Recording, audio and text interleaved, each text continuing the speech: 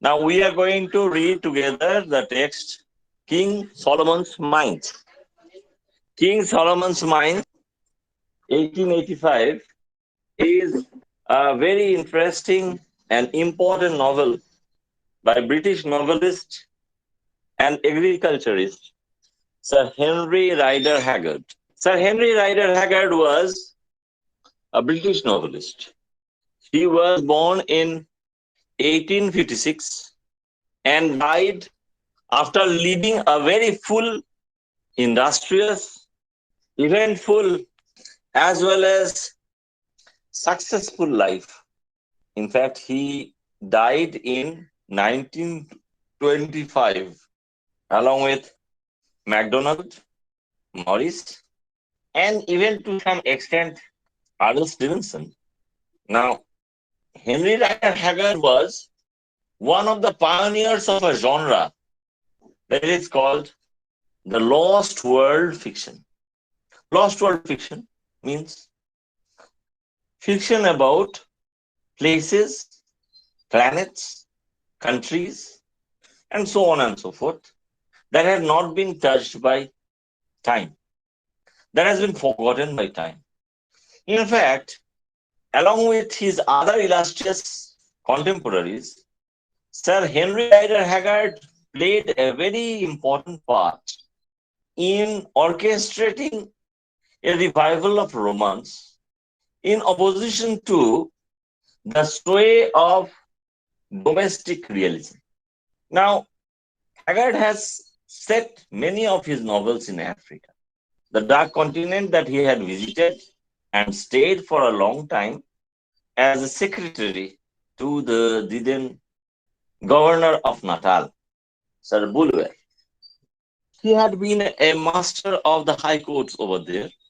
He was an agriculturist. He ran for the British parliamentary elections in 1895. Even though he was defeated, he was a conservative candidate. He was made a Knight Bachelor of the British Empire and then in Knight Commander of the Order of British Empire, KBE. Now, you have to understand one thing. Having visited Africa, having been a part of the imperialist project himself, Rider Haggard had done a lot in perpetuating both the stereotype that Africans were usually associated with and in furthering the cause of the British Empire. However, because of his first-hand experience of Africa and Africans, he was more sympathetic towards them. As a result, his African characters are less harshly treated compared to some of his other European contemporaries, other novels.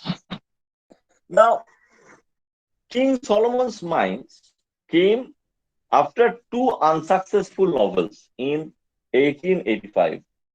And when this novel was published, even though it was difficult to find a publisher for such a strange kind of new kind of novel, when ultimately it saw the light of day, there was no stopping it. It became a bestseller. And the publishers were really sweating hard to print adequate number of copies of the book. Now, this actually details the exploits of very lovable, very humane character, Alan Quatermain, a big game hunter, an adventurer, an explorer, and a humanist to the core. Alan Quatermain has been a cult figure. And as a result, he has been borrowed by many other writers and he has inspired many other counterfeits. Other characters have been inspired by him. Now, along with this, Henry Rider Haggard, you have to understand, was not only an adventure novelist. He was also a historical novelist. He dabbled in the representation of the supernatural, the occult, the mysterious, and in some ways, he has not only painted the never never lands of romance, like the Bugwana land in King Solomon's Mines, but also certain very interesting settings that really existed. He has dealt with the Crusades, he has dealt with the Dutch War of Independence, he has dealt with the Latin American continent, he has dealt with characters like Alan Quatermain and Aisha or She, and his novels are important and interesting not only because of the characters, not only because of the events, but also because of a very racy and snappy prose that can even change gears sometimes and become philosophically dense and serious even. Now, we are interested in dealing with his novel, King Solomon's Mines. Actually, I have sent you some material on King Solomon's Mines and H. Rider Haggard. Have you found them? Yes, sir. Quite a bit I have sent already, and I will send you more. Now, King Solomon's Mines is about many things. It is about an expedition undertaken by the narrator Alan Quatermain, accompanied by his friends Sir Henry Curtis and Captain Good, and a Hottentot Van Vogel, and the allegedly Zulu hunter Umbopa, who ultimately turns out to be the banished prince and the rightful king of the Bugwanas in Kosi.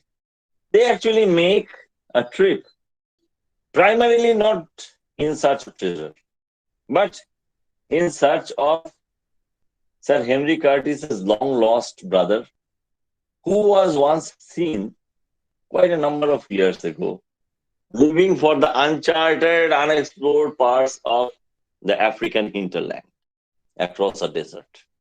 Ultimately, however, they get to the Bugwana land, take part in a civil strife in which, with the help of the Europeans, the rightful king gets back his throne, dethroning the usurping Twala, the king, who is decapitated by Sir Henry in Kubu.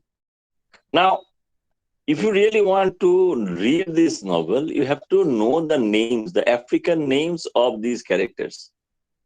Alan Quatermain is called Makuma Jahan. Captain Good is called Bugwan. And Sir Henry Curtis is called Inkubu, or the elephant. Now these Europeans ultimately get to the treasure chamber of King Solomon. Now, here there is a struggle between two women. One who is attached to Captain Good, and another, the aged crone, the partisan of Twala, who is called Gagul. For a time being, the Europeans are incarcerated. They are imprisoned in the treasure chamber. But ultimately, they get to come out of that. They leave the Bugwana land. By accident, they meet the long lost brother of Sir Henry Curtis, and then go back home incredibly rich, having stuffed their pockets with diamonds. Now, King Solomon's Mines, if you remember, and if you actually have heard this very, very rudimentary gist of the plot, you have to understand there are many things, many strands of this. There is elements of myth. There are elements of myth. There are elements of mystery.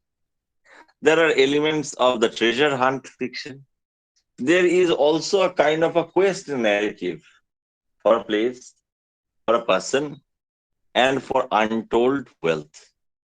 So, in a way, it, even though it has many saving graces, this novel also becomes a part of the stereotypical representation of Africa and Africans. Now, two very interesting things I need to point out. Number one, that the world of this novel is predominantly a male world. Even though there are women, it is basically a male novel. There is friendship, there is animosity, there is loyalty, there is betrayal.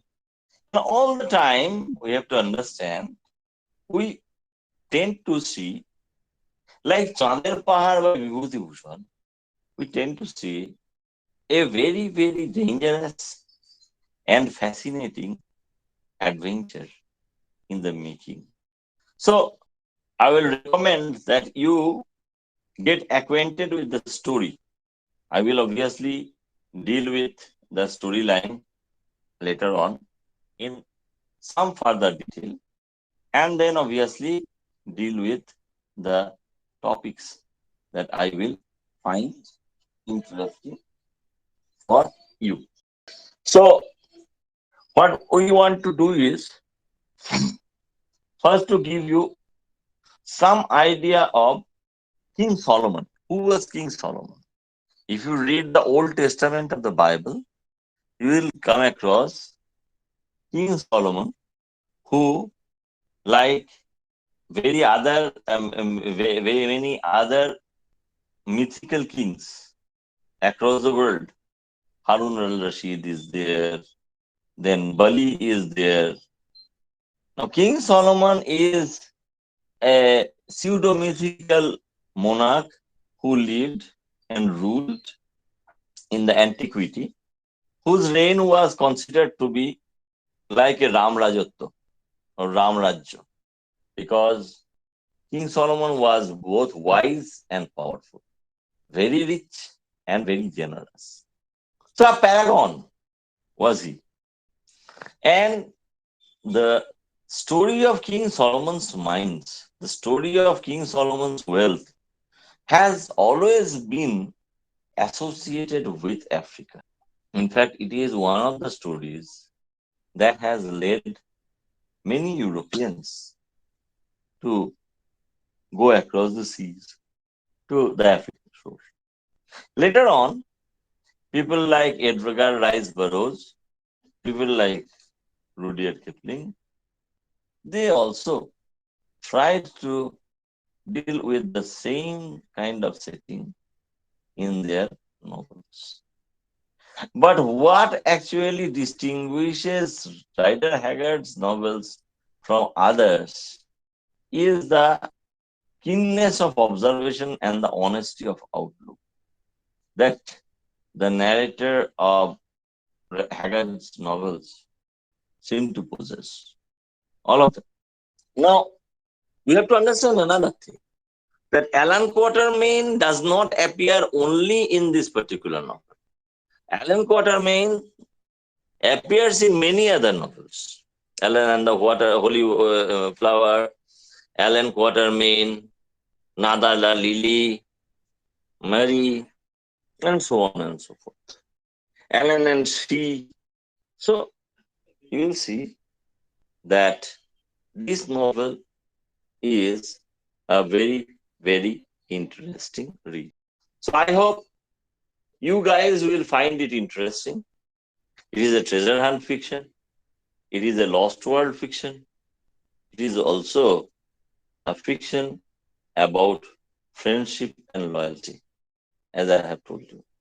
And everywhere, the honesty and rock bottom sanity of Alan Quatermain and the English race in general comes through in no uncertain terms.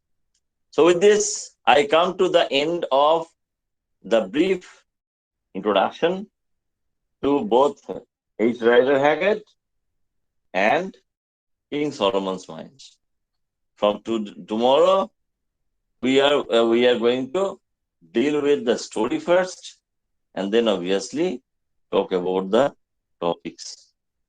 Before I go, however, I would like you to tell me whether King Solomon's Mines was taught previously. No, sir. So this is for the first time that we are reading this novel. Okay. Yes. Okay. We'll see what can be done. Okay then. This much for the time being. Okay, sir. Siddiq, you may remove me.